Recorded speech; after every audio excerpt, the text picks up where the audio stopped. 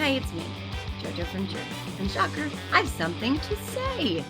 So, quite a busy week as we head into Christmas. Hunter's subpoena, Trump's New York City case, was supposed to feature his testimony in his own defense. Chickened out. Rudy is about to get shellacked for his horrific defamation of Ruby Freeman and Shay Moss. Well deserved. The Chaos Caucus voted unanimously in favor of an absolute piece of BS nonsense impeachment inquiry right before heading home until after the new year. For the record, I called and left my thoughts on the matter with my Congressman Thom Jr. Also left my contact info, since I'd so love to have a little chat about the matter. But back to Hunter. He showed up and said he wanted his testimony to be public. And MAGA lost their minds. Hold him in contempt, says Jim Jordan, who didn't show up when he was subpoenaed by Congress. And now they're calling Hunter cowardly. So let me see if I have this straight. Donald Trump didn't show up to testify in court this week, and Rudy Giuliani didn't show up to testify in court this week, but Hunter Biden showed up and asked for his testimony to be shown to the public. And MAGA is calling him a coward? Yeah, that's rich. And back to this bullshit impeachment inquiry. So Republicans contend that Donald Trump is immune from prosecution for alleged crimes he committed while he was the president, but Joe Biden is not immune from impeachment for alleged crimes he committed while he wasn't the president. Do I have that right? The Constitution is infamously vague on what exactly it is which meets the high crimes and misdemeanors bar, but it is rather clear on the fact that impeachment can only be applied when the alleged crimes were undertaken while the individual was serving in the capacity as president. Republicans have zero evidence of any crimes ever, but they're not even alleging that the crimes were committed while Joe was president. They're talking about many of the years when he was a private citizen. And they all know that isn't what impeachment is for. Okay, maybe Beetlejuice Bill doesn't know, but I digress. And they all voted for this shit anyway, just to attach the word impeachment to President Biden, so that the dumbest MAGA dumbfucks could feel better about how things are going up there in the swamp, and so that evil heap of hamburger grease, Diet Coke, and Adderall could say, see, they impeached Crooked Joe too, despite the fact that his impeachments were grounded in fact and supported by evidence of high crimes and misdemeanors he committed while in office. Crimes which his own party gave him a pass on, by the way, and if they hadn't, we wouldn't be here at all. He wouldn't be allowed to run for the office he tried to steal at all. But once again, they pussied out. Apologies to pussies. And here we are. And here we are. My guest this week is Sam Youngman. Sam is an LA-based consultant and former campaign reporter and White House correspondent. Sam covered the presidential campaigns of 2004, 2008, 2012, with countless House and Senate races in between. In 2007, Sam established the White House beat for the Hill newspaper, covering President George W. Bush's last year and President Barack Obama's first three. Sam is a Kentucky native, an amateur surfer, and a graduate of Western Kentucky University.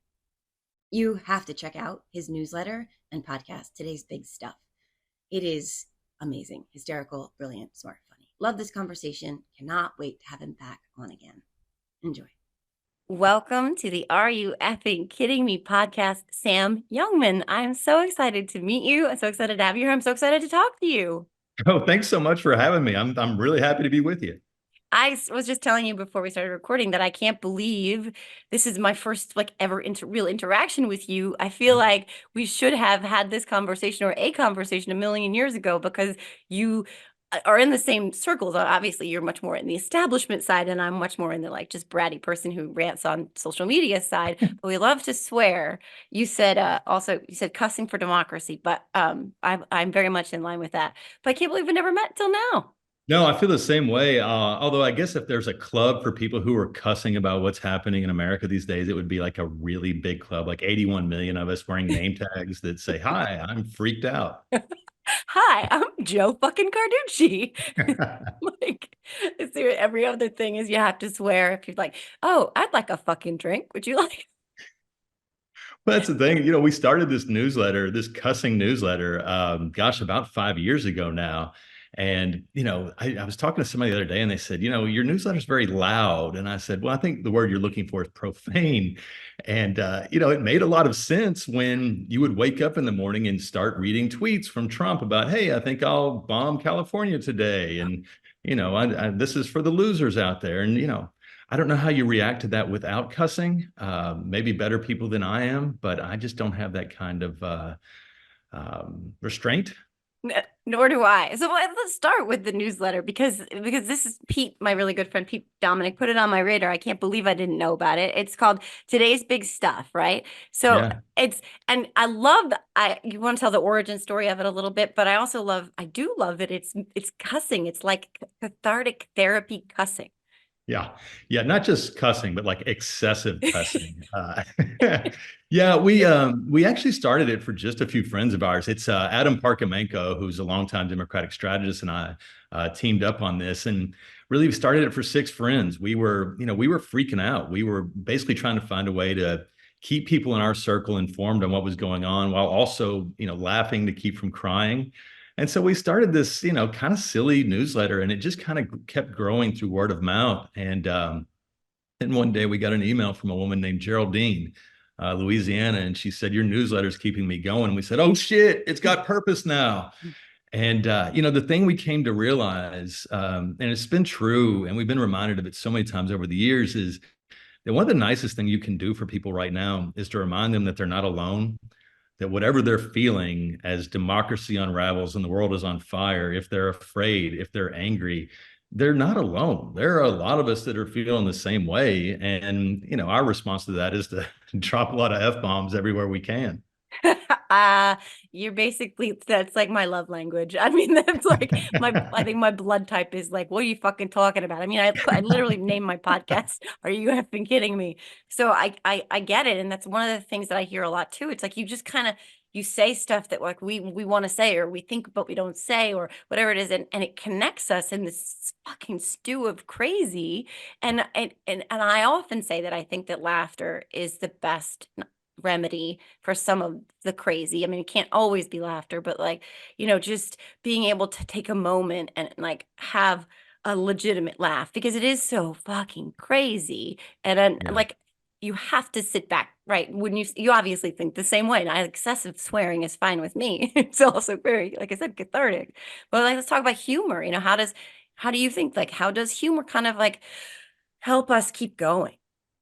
Well, I mean, sometimes it's all we got, right? I mean, we're not the people who are going to storm the Capitol and be cops with the American flag and smear our shit on the walls. Speak for yourself. We find, Just kidding. you know, FBI, I'm we kidding. we find different ways to cope. We find different ways to stay engaged, and sometimes you're just so outraged. There's nothing you can do but laugh. I mean, this week alone. We started the week Monday just with the old-fashioned today's big stuff cussing rant about what's happening to Kate Cox in Texas. And by Tuesday, we weren't sure how to advance that, so we had an interview with a uterus. Oh God, I was going to ask you about that. Go ahead. And so, it's one of those things where we can say fuck, fuck, fuck every day, but at some point, we've got to find new and creative ways to, keep people engaged, keep people outraged, and keep people angry that they're going to vote to change this shit. Because honestly, it won't stop until we stop it. Yeah, no, thank God you said that. So true. And I was going to ask you about your interview with the uterus because it's this horrible story, right? It's this horrible, horrible story. So for anybody who doesn't know, Kate Cox, 31-year-old mother of two, who found out that the fetus she was carrying basically was incompatible with life. It had trisomy 18. Not only was it incompatible with life, it presented a possible death for her, or infertility for her. So Texas has one of the most draconian abortion laws in the country, and so she essentially asked the state, well, asked the courts to allow her to have an exception so that she could have this abortion, which was a baby she wanted, by the way. And again, mother of two, she wants to have more children, and asked the state if they could make an exception in her case because this was a lethal pregnancy, and they have a 6-week ban there. And the first district judge said, yeah, my God, you should be able to choose to live, and we should not be telling you that you can't, you have to roll the dice on this pregnancy.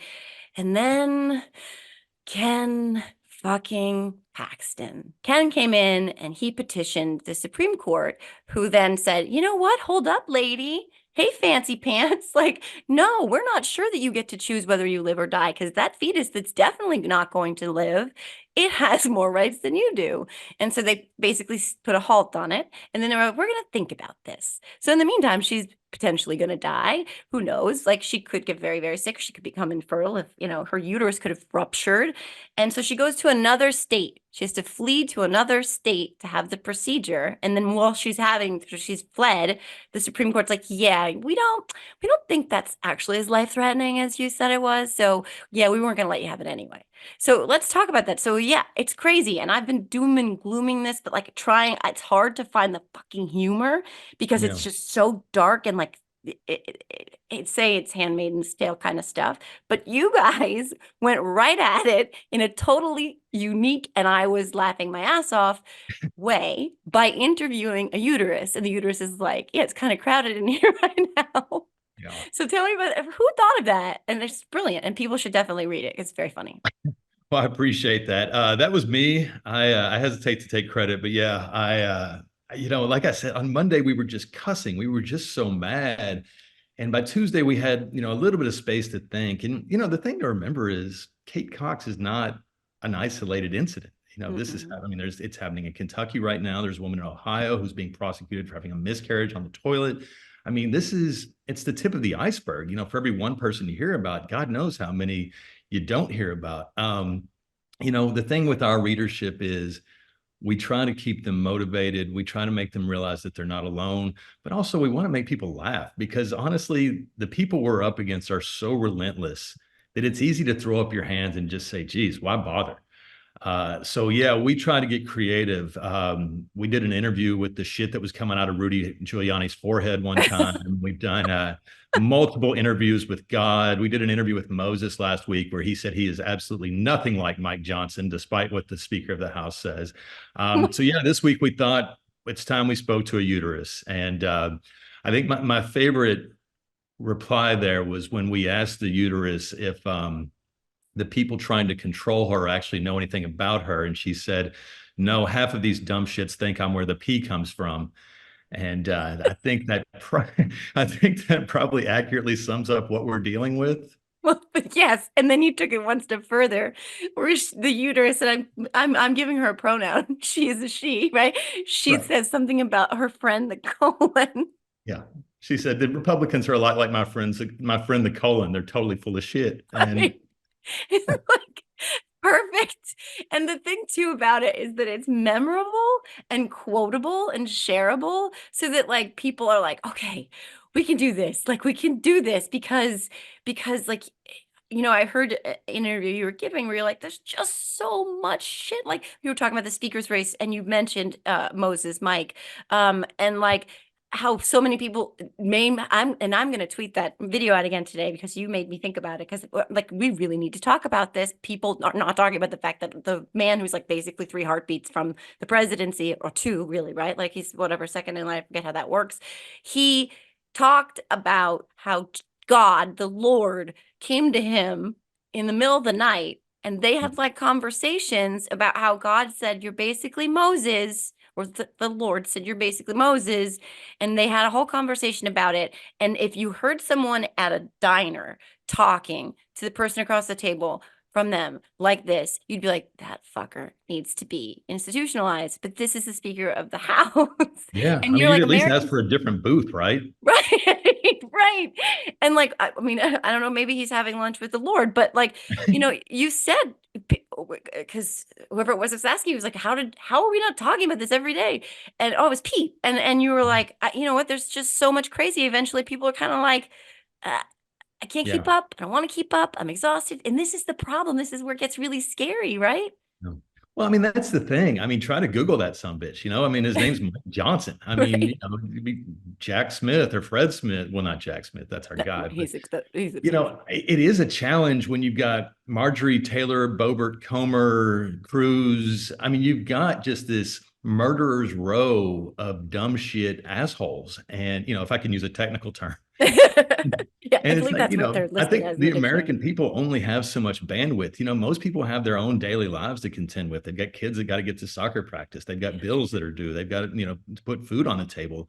And the idea that they can sort of keep up with this, baseball card collection of dipshits, it's a tall order for anybody. I mean, hell, I didn't even know who Mike Johnson was until he became Speaker of the House. And I follow this stuff pretty closely.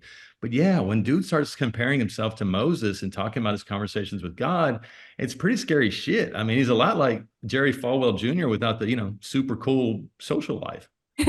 Yeah, and there's something to this flood the zone with shit, the Steve Bannon model, and then it really is successful in many ways so that it sort of it dumbs things down, it normalizes things, but it also desensitizes people to shit. But then it also like uninspires people. I don't think that's the right word, but like people are like, I just can't. There's too much, and then they think, well, everyone is doing all of this bad shit, and it's like, well, Biden had documents, and Biden was an impeachment inquiry. We're gonna get to that, and it's like it's all there's just so much noise that people they really can't cut through it all the time. And this particular, like you said, Mike Johnson sort of came out of nowhere, not nowhere, came out of Louisiana, where, by the way, he was unopposed. He ran unopposed, and this is where a lot of these people are coming from.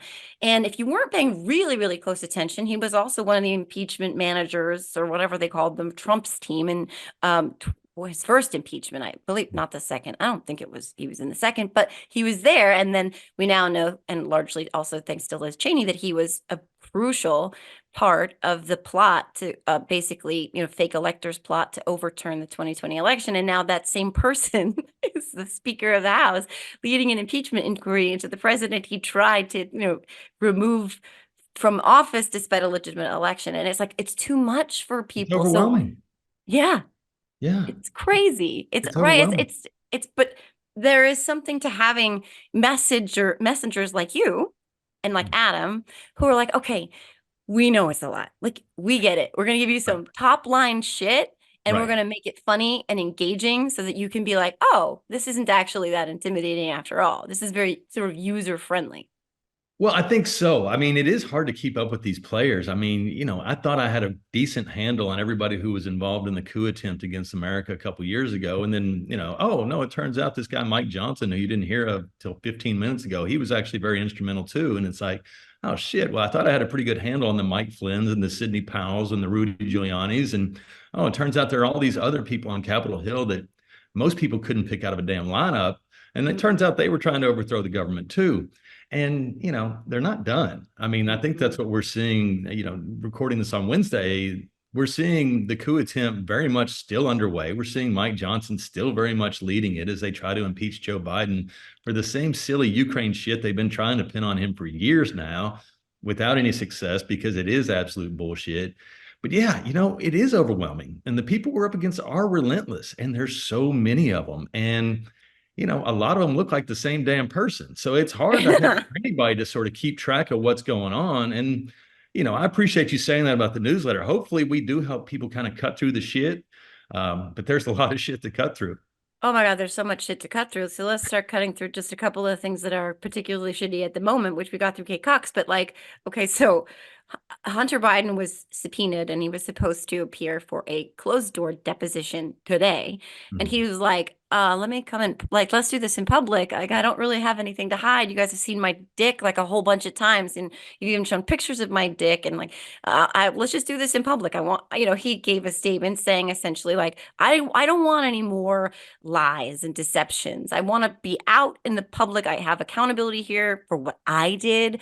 My dad doesn't have anything to do with it. Let's do this in public. So he was there in Capitol Hill saying that, and they were like, he's not coming, he's not showing up, we need to hold him in contempt.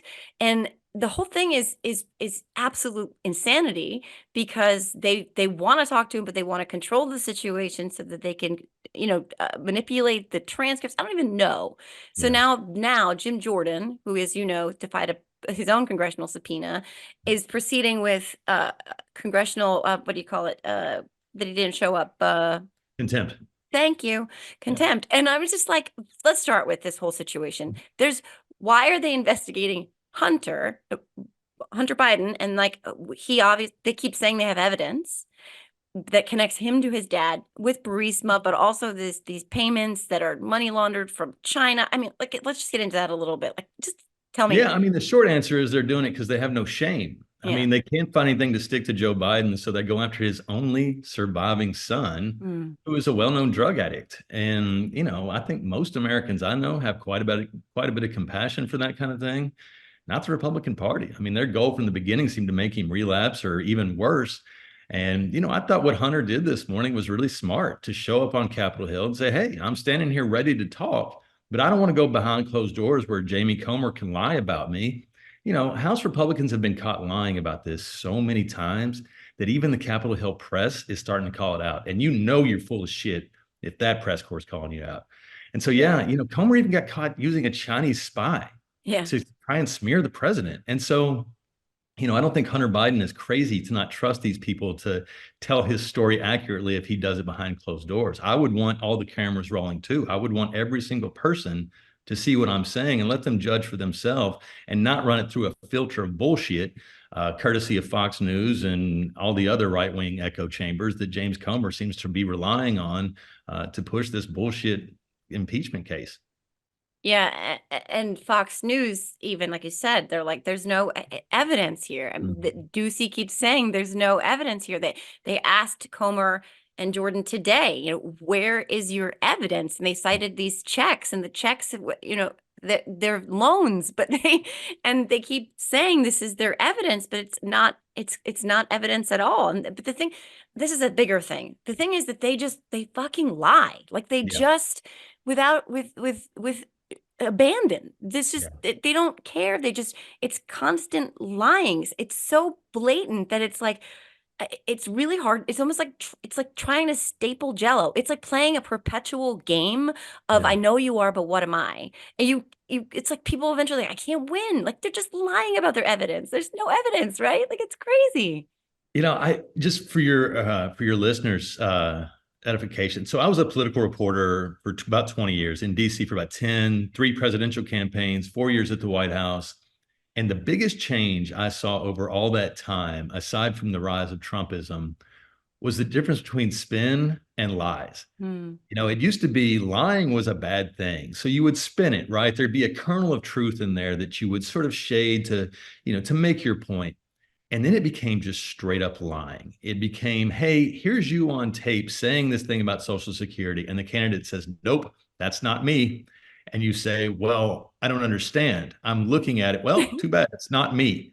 And so that became, and really, I first saw it when I was working in Kentucky in 2015 with a candidate for governor named Matt Bevin. I'd never covered a candidate like Matt Bevin who would just stand there and lie to my face. And it's, you call it gaslighting because it is infuriating. You feel like you're losing your goddamn mind. And then with Trump made it an art form, and other Republicans learned from him. And they learned pretty quickly that the New York Times is fine if you lie, as long as, they need the balance for the story. Well, so-and-so said it's raining outside. So-and-so said it's not. We don't know. And so that's kind of, the lesson I think they took from that is that they can be as full of shit as they want to. And a very timid media that's very leery of being accused of having a right-wing bias will happily traffic that shit just so they seem fair and objective. It's so dangerous. It's so dangerous the way they've had these kid gloves with this. And it's like you can't treat these as these as equal things. You can't present Trump in the same way that you can present spin. Like if Trump stands in front of his audience for 2 years straight or a year and a half and says, I'm going to make Mexico pay for the wall, or who's going to pay for the wall, and they chant Mexico, he and then he comes out in now all these years later and says that he knew all along Mexico was never going to pay. There was no mechanism to pay for the wall, or that he didn't even say, or that he said it was a part of the wall. And it's like this, like you said, he's just a person who has proven that he can just blatantly lie. And the press is like, well, he told him his truth. And I feel like maybe, do you think they're getting a little bit better about, like, because of this dictator stuff? Maybe I feel like they're using, here we are in 2023, almost 24, and they're finally, maybe, do you think, starting to get better at calling him out on this shit? I do think so. Yeah. I'm seeing a lot of encouraging signs. It's nowhere near as aggressive as I would like to see it. To me, I feel like you're talking about watchdogs who should be defenders of truth. That should be their number one mission. I think it's old habits die hard, right? So for years you say you cover Republicans saying they want to reform Social Security, and you know that's not exactly true, but you can't exactly say it's a lie, so you just kind of go with it. And then you get to, hey, January 6th was a normal tourist visit, and it's like, hey, that is not the same damn thing as what they're saying about Social Security, so maybe we should call this shit out. But then, you look at the last 2, 3 years of coverage, it's been, are Democrats too woke? And, is inflation the most important issue out there? And it's like, they're still dancing to that Fox News beat. And until they sort of stand on their own and start calling this shit out, and look, a lot of reporters are, it's not, I don't envy the position they're in right now because, man, you've seen how crazy some of the Trump fans are. They will come after you in some really terrifying ways. Yeah. But that's why it's a job that requires a lot of guts. It takes guts to tell the truth, and it takes even more guts to defend the truth. Oh, that's absolutely right. And to your point, like, I mean, I personally told this story a couple times, but I got death threats myself, and I just tweet. Like, I was just a mom in New Jersey who had opinions, and people were like, "You deserve to die." Like, Yeah. wait, what?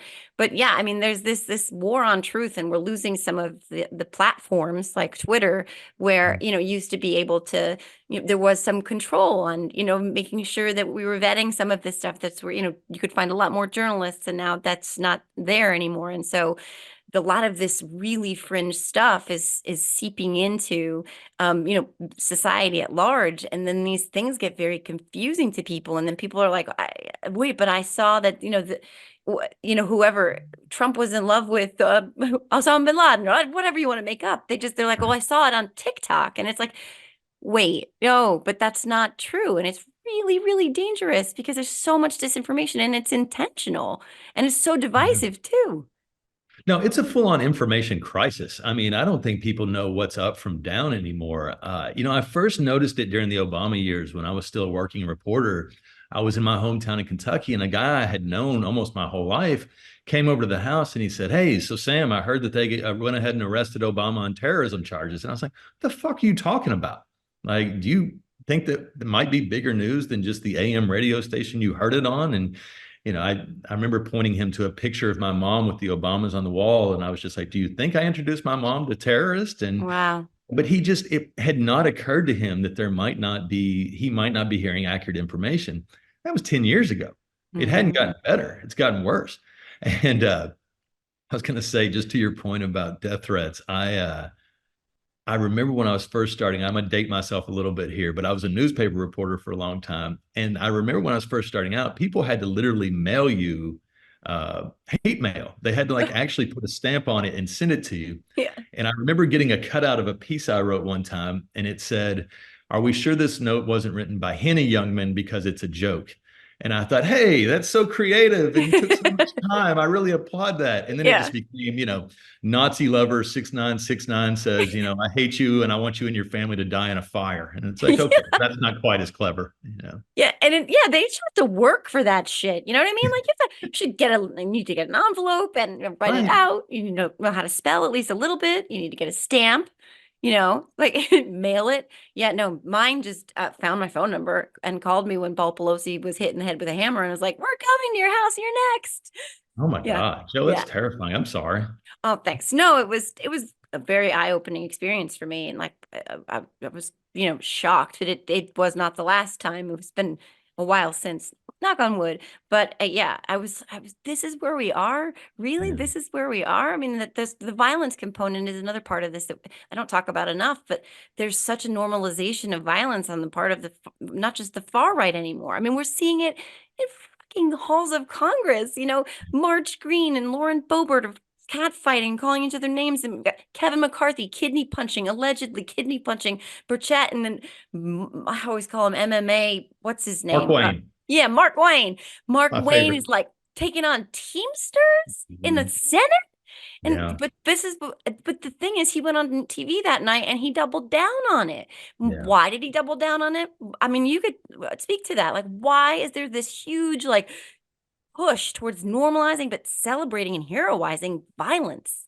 Well, I mean, the thing is, we read in the major papers, we see on TV, oh, this could lead to violence. Well, the violence has already started. You look at the El Paso shooter, you look at Tree of Life shooter. I mean, these were people who used this really violent right-wing extremist language to justify their murderous actions.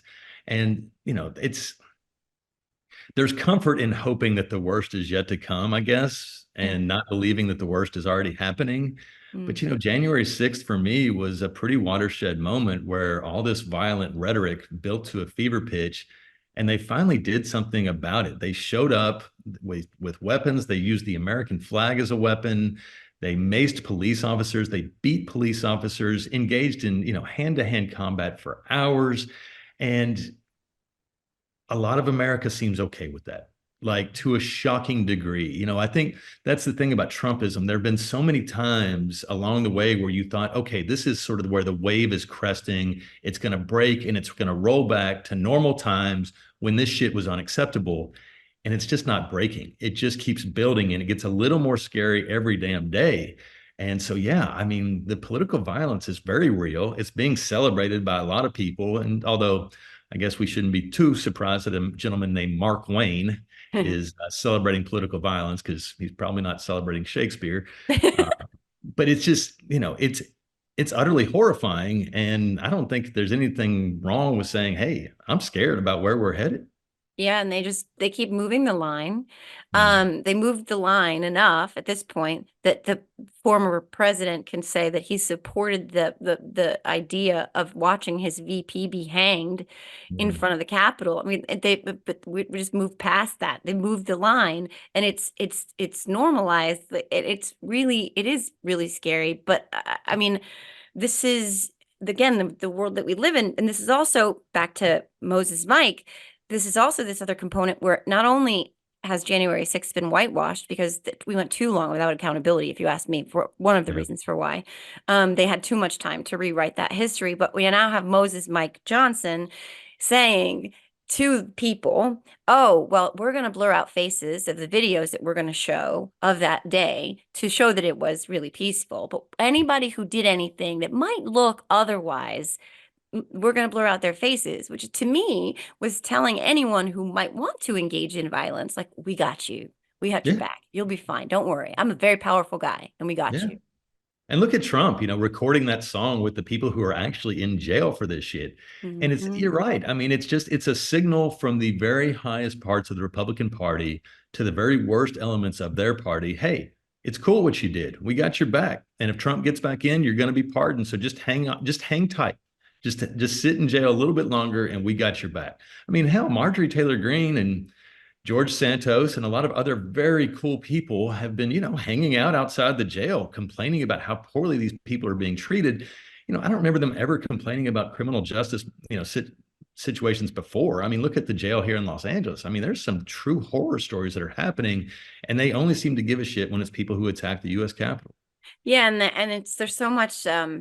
There's this contradiction in all of the things that they say too, because it's like they were peaceful patriots, but they're also right. So, but there was also Black Lives Matter, and it was Antifa. But the people who were there, we need to blur their faces, and we need to get them out of jail. But it's like they're carrying all these conflicting messages. But again, no one cares because there's just so much noise. You said about Marjorie Taylor Greene, by the way, and I think in this newsletter, one of them maybe, if they want to go ahead with this like impeachment bullshit and they want to be the party of Marjorie Taylor Greene, then have at it. Go ahead. So I want to know why you think that will actually work against them. Well, because even though they're beholden to their base, most voters are not the extremist right-wingers that they are. Most voters look at a Marjorie Taylor Greene and say, that person is a joke. That person is a walking punchline. I'm concerned about presidential elections. I worry, obviously, about everything up and down the ballot, including school board races, which are, of the highest importance, especially now. But, I was based in Pennsylvania for the 2004 election. And I remember walking the streets with canvassers in the Philadelphia suburbs. And it just left a really lasting impression on me on how important some of these precincts are when it comes to voting for president. And if there's one thing I know, it's that extremism does not usually play in those areas. Most of those people are worried about their own lives. They're worried about their own pocketbooks. They're worried about their own kids. And they're sure as hell not worried about the Jewish space lasers lady and whatever whatever dick pic she's waving around a congressional committee. So if the Republican Party wants to show it's fucking crazy, go ahead and show everybody how fucking crazy you are, and we'll be the normal ones.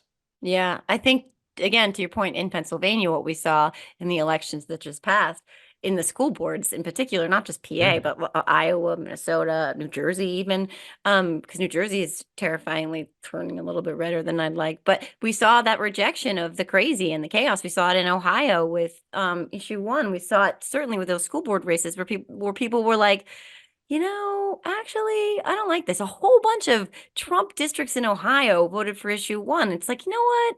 This whole Yeah. like you don't like democracy thing, I don't know if I'm on board with that. And I think people are asking, how do you have any hope, for the future? Do you have any hope for the future? Where do you find it? And it's in what you just said, but it's also in these elections where you're like in Virginia as well, where you do see a rejection of all of this crazy. So, I mean, what does that give you hope? Oh, it Hope. absolutely does. Yeah. Yeah. No, I mean, look, people aren't wrong. There is a lot of shit out there to be afraid of, and I am absolutely afraid of it. Um, but if you look, there's also a lot of reasons to be encouraged. Look at every single place abortion has been on the ballot post Roe. People have been very damn clear they want to protect women's rights, women's basic Hmm. human rights. And you're right. Look at these school board races. Look in Florida. Look in Ohio. Look in Pennsylvania. I don't know. I think people have sort of, I think normal people are not down with the Fox Newsification of America. They draw some lines, and Republicans are repeatedly crossing those lines. You look at what the House Republicans have accomplished since taking power. Jack shit. They hadn't accomplished anything. And now the last two pieces of business they're going to do before they leave town for a 3-week vacation is one, give Ukraine the finger and Putin, a big hand, and then pass ridiculous impeachment, started ridiculous impeachment inquiry into Joe Biden, who everybody keeps saying they have no evidence of wrongdoing. Again, if you want to show the American people how unserious you are, please go right ahead. We'll keep being the normal people with the greatest jobs record of all time. Yeah, I mean that's the other thing too. It's they have literally accomplished nothing. They've spent our tax dollars on bullshit. It's like impeachment palooza. Like we knew it was going to be Benghazi all day long, but Right. coupled with that, they haven't passed anything. They barely kept the government open, and the guy who kept the government open got shit canned and is leaving with his tail tucked between his legs. Like you said, they've given the finger to Ukraine by holding it hostage at the expense. I mean, holding that as the expense to this border thing that they know won't pass. They've gotten nothing done.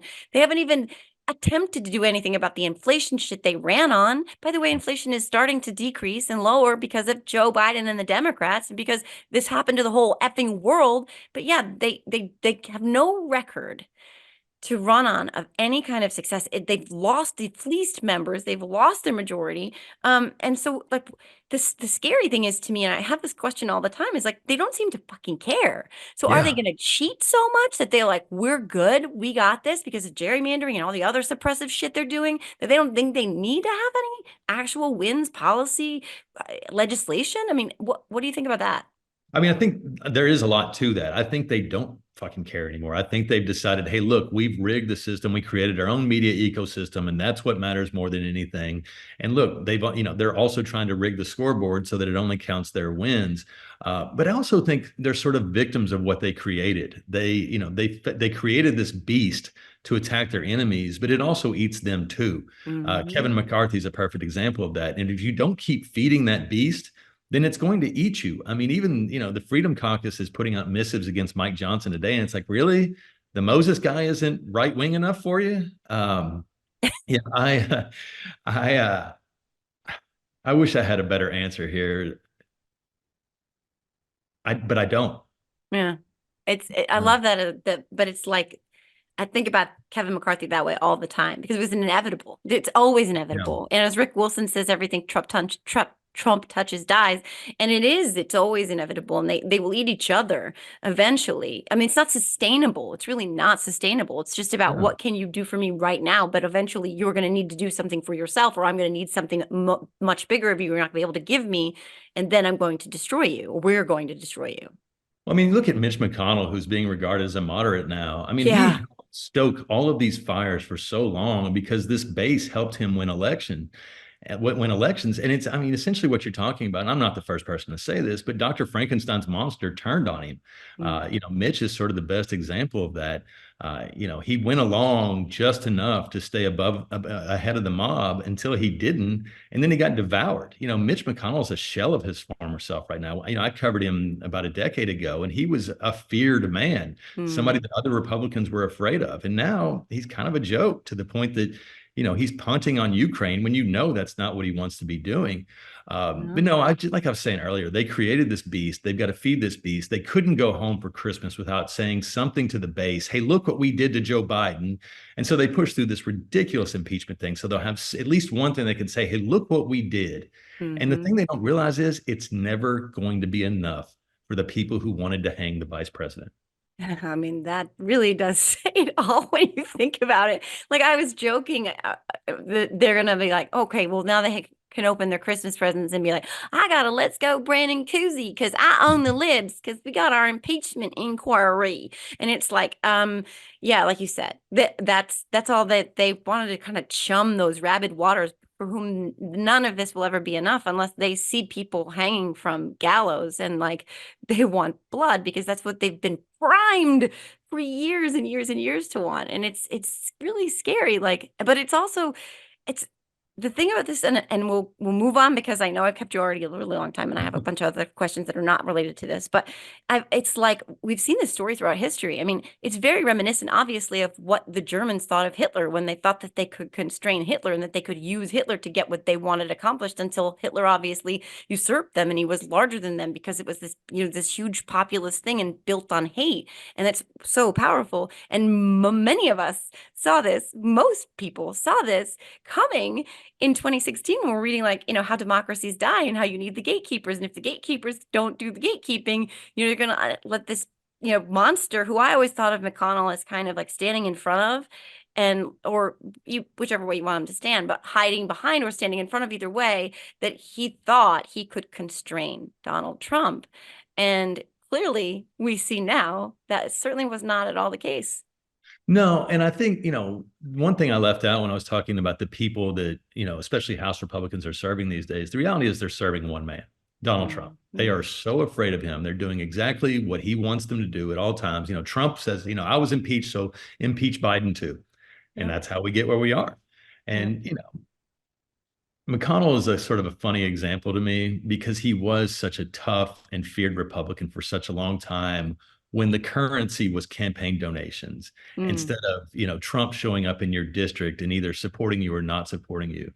And, to see McConnell sort of, ending his career with a whimper after leading for so long as this very tough, feared Republican, I don't know. I'd be enjoying it a lot more if it wasn't so utterly terrifying to think that he's the, sort of the best alternative right now. The rhino now. And speaking of donations, McCarthy too. Like McCarthy is that old school, that old guard. He was a monster when it came to donations, but he's leaving not only sort of embattled, but like literally shamed as historically infamously embarrassing speakership. I mean, like, and he too was big on campaign donations, and so it just doesn't matter. That's not that, like you said, that's not the currency anymore. That's not what they care about, which is not Yeah, you think sustainable. somebody who's that weak and that dumb would go a lot further, but for some reason, the law of gravity applies to some people and not others. My God.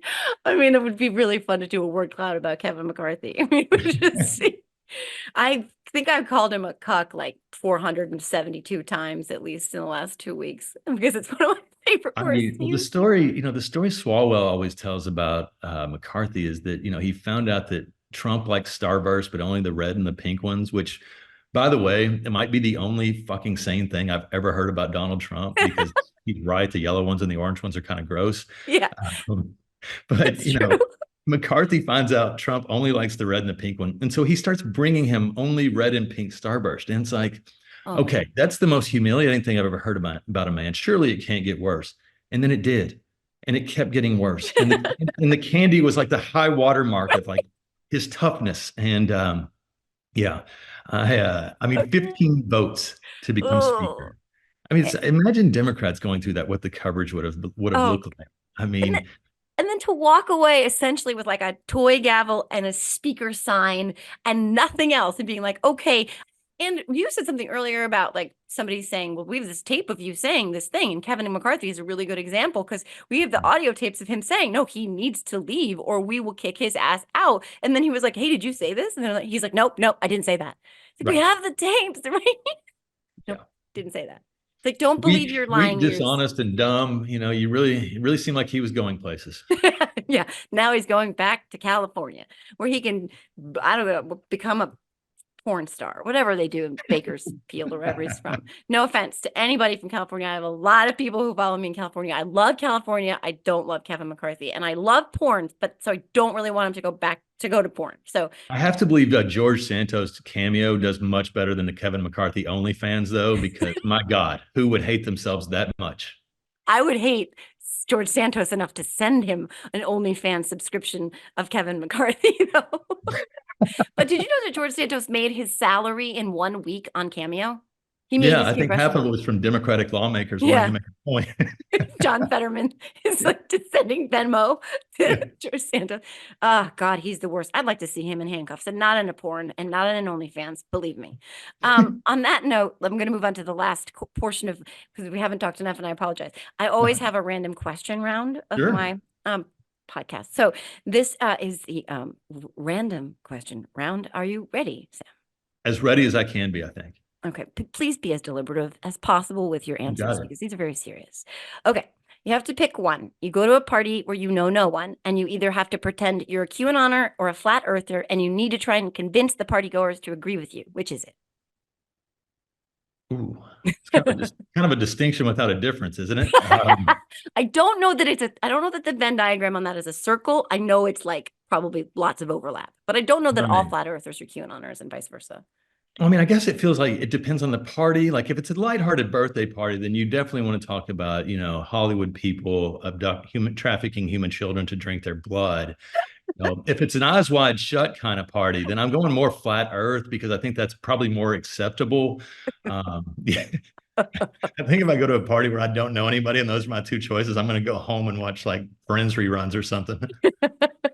I'm just imagining an eyes wide shut party where you're like in a blindfold talking about how there is. There's no curve to the earth. It's made up in a Hollywood studio. Now let's go pour some candle wax on each other. No, the messed up truth is, like, I don't know that I could do a convincing flat earther, but I bet I could do a convincing QAnoner. I just talk about, the time I attacked the Capitol wearing goat horns and face paint, and it's, who's going to argue with me? The people like inching away from me. No, no, you didn't. Meanwhile, like they'd be like, "Well, where's the end of the earth?" And you're like, yeah." But my neighbors, actually. Love them. They actually do believe that the earth is flat. I heard that conversation one summer and I was like, they're kidding, right? No, they weren't. But yeah, that was what? Hopefully their house is on the edge. I would not wish that upon anyone. Okay.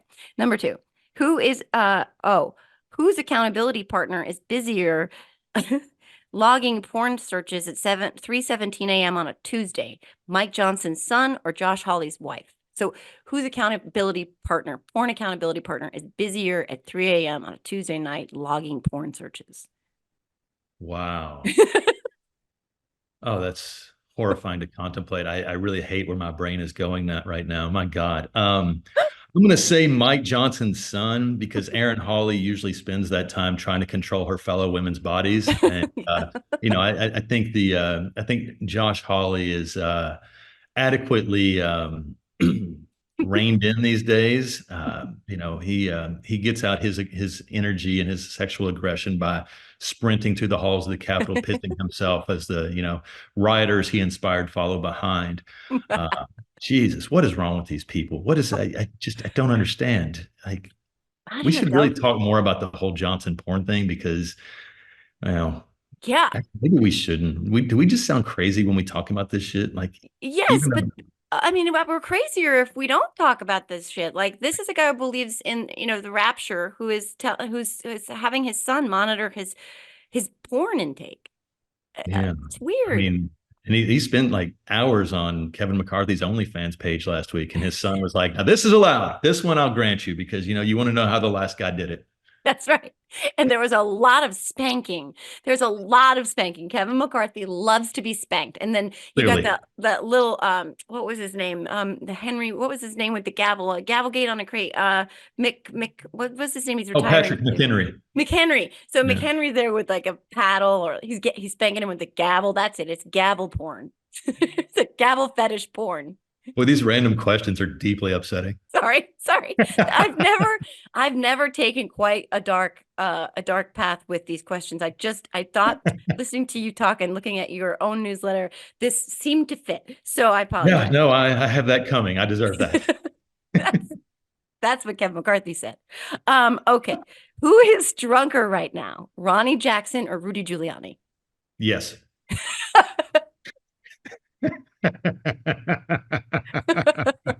I mean, I'm not sure that we can say Ronnie Jackson is drunk. I mean, obviously he's drunk, but you add in the glue sniffing and the bath salts and everything else he's doing, drunk seems to sort of limit him. Whereas Rudy, my goodness, Rudy is a walking adult diaper. I mean, that man, ooh, he's such a mess. He poops out of his forehead. I mean, my goodness. I tell you, that's what that's what we were talking about in the newsletter today. Our favorite joke for the last few years to talk about was the hair dye on the forehead that looked like he had diarrhea coming out of his face. And I have enjoyed making fun of that so much. But at some point, one of our readers reached out and they said, "You've got to retire that. Like, you're using it too much. Rudy's old news." And we were like, you know what? That's fair. And so we moved on. George Santos, stuff like that. And then we watched we listened to what Ruby Freeman and Shay Moss, the two Georgia election workers who sued Rudy for defamation, we listened to what actual hell Rudy's drunk ass has put them through. And we decided to revise our policy. So we're back to making fun of shit-faced Rudy, and we don't plan to ever stop. I mean, it's a man who married his cousin. Yeah. And that wasn't even remotely the most embarrassing thing he's ever done. No, he basically peaked when he married his cousin. Like, I mean, he tried to get a blowjob from Borat's fake daughter. Yeah. He gave a press conference at Four Seasons Total Landscaping. Like, Yeah. he butt dialed a reporter. I mean, freaking shaved in an airport restaurant. Like, there's so many just shameful, disgusting, pathetic. And it's just like, and everyone's like, but he was America's mayor. And it's like, was he really? Yeah. Was he really? Well, the defense team said this week, like, if you give them this money, it'll be the end of Rudy Giuliani. It's like, you promise? Okay. I'll chip in. Yeah. He's a terrible person. A terrible person. He went to like court to fight one of his wives, I forget which one, over remote controls and fucking toy Santas. Like, he's a terrible, horrible person who has at least one terrible, horrible spawn who adopted all of the one that looks like Buddy Pine from The Incredibles before he's the bad guy. Yeah, I mean, Rudy, I think I was watching an interview with him yesterday. I think I got like contact drunk just from him talking on the other side of a phone. It's like, he's fucking disaster. He needs to be ruined. And what he did to those women, it's horrific. They were volunteering essentially to participate in democracy, and for that crime, they were threatened. Their lives were ruined. I mean, can you imagine? I want them to get every penny and every Santa and every remote control that Rudy Giuliani and all of his hair dye. I want them to have it all. Yeah, me too. Although not the hair dye. Those ladies have been through enough. That's very true. Well, okay. So I laughed a lot, as I expected I would. And that is what people will find on the newsletter, Today's Big Stuff, which is, again, thank you, Pete Dominic, for putting that on my radar. I don't know how it wasn't there before, but I am now going to have to inject it into my veins like disinfectant every day. So you have the newsletter and the podcast of the same name, right? What else are you working on? Well, that's the bulk of what we're doing. We're trying to figure out how to expand in the new year and have some more fun, because it's such a crucial year, and we want to make sure people are engaged and not just throwing up their hands and tuning out, because it is damn tempting to do so. But yeah, we do Today's Big Stuff. You can sign up at todaysbigstuff.com. It's the way the news should sound when the whole fucking world's on fire. Yeah. And then to keep the newsletter going, we did launch a small weekly podcast, This Week's Big Stuff. It's a very clever name. So yeah, we're just going to keep growing, but mostly we're just going to keep fighting the good fight and try to win some goddamn elections and turn this shit around so that, there aren't more Kate Coxes out there. Amen to that. And yeah, this is people say I'm being hyperbolic when I say that this is a fight for our democracy. I'm not the only one saying it. I know a lot of us are out there saying it. It's true. I mean, this is an all hands on deck kind of moment. We have a big tent, and yeah, we need to use whatever means possible. Yeah, no, I'm with you. And our means are a lot of cussing I love and it. and poop jokes, which we really like too. Who doesn't love a good poop joke? Yeah, I Poop jokes mean, for America. someday I'll have a podcast just about the box that came from my doctor's office that has expired, because you know that poop in a box that comes when you're a certain age, and I'm like, I don't want to do that. I don't want to do No, that. So I've let no, and two I of don't them want to. expire.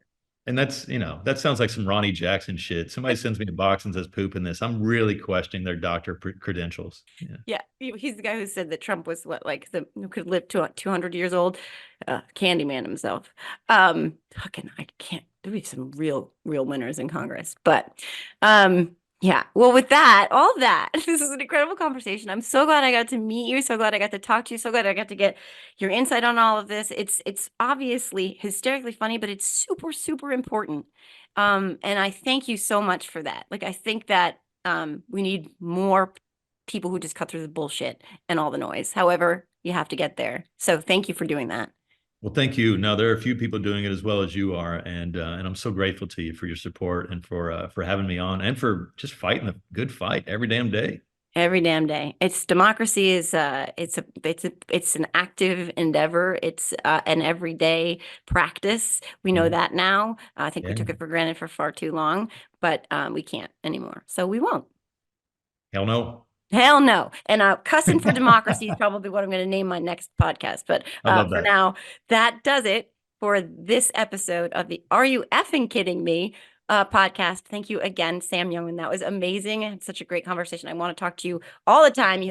Pete said it. You're going to have to come back on all the time. Sorry about that, but that's just going to be your new fate in life. No, I love it. Anytime. I'd love to. Thank you, Joe, so much for having me. Thank you so much. And everybody else, have a great week. I have a really super cool special guest on next week's episode, which is not trying to trump Sam, because this is awesome. And I know this one's people are going to love it. But the day before Christmas, I have a really cool, I think, gift for everybody. But yeah, so don't go anywhere, because I'm going to end the thing and then say goodbye to you properly. But everybody else, thank you. And I'll see you guys next week. Look, I think we can all agree, if we can't agree on much else, that these are pretty crazy times, and navigating all of that every day can be pretty stressful. In my case, I had two middle schoolers, and there are just some days where I'm dragging myself across the finish line. And then there are the nights when a glass of wine or two fits the de-stress bill. But let's be honest, I'm a busy mom. I can't be waking up feeling like crap, whether that's that second glass of wine I had or eating my daughter's leftover chicken fingers because I didn't want them to go to waste. Either way, enter ZBiotics. Here's how you use it. Step 1, have a ZBiotics. For best results, make ZBiotics your first drink of the night. Step 2, drink responsibly. Pace yourself, hydrate, and get a good night's sleep. Step 3, enjoy tomorrow, wake up feeling refreshed and ready to take on the day. ZBiotics Pre-Alcohol Probiotic, your first drink of the night for a better tomorrow. Engineered by a team of PhD microbiologists, ZBiotics is a probiotic drink that breaks down the byproduct of alcohol, which is what's responsible for those rough mornings after drinking. So go to zbiotics.com/politicalvoices or scan the QR code on the screen right now to get 15% off your first order when you use Political Voices at checkout. Again, go to zbiotics.com/politicalvoices or scan the QR code on the screen right now.